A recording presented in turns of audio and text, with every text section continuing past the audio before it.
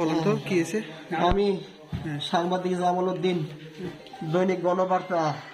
আমি গোপন সূত্রে খবর পাইছে যুব দলের লোকজন, বান্দরবান বিএনপি যুব দলের লোকজন কেন্দ্র দখলের পায়তারা করতেছে। আমি ওই এলাকায় গেলে, কাশেমপাড়ায় গেলে দেখিছে সেখানে যুব দলের লোকজন হইচই করতেছে। পরে আমি ক্যামেরা রেকর্ড অন করলে আমাকে বলে তুই কে? আমি বলি আমি সাংবাদিক। সাংবাদিক বলার পরে যুব দলের আরিফ আমার কলার টাইনা ধরে দলের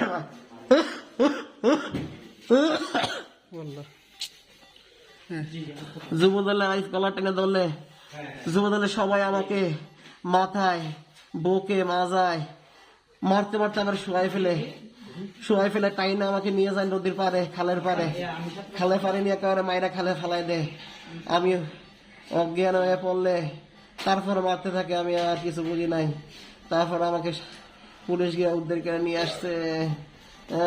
আমি বিচার চাই। আমি সাংবাদিক হওয়ার পরে বলতেছে ওরা সাংবাদিক মাইরালা বলতেছে ওইখানে মিরর নিয়ে যে সাংবাদিক ছিল, আরো সাংবাদিক ছিল, সবাই যারা যারা সাংবাদিক বলছে সবাই মারছে।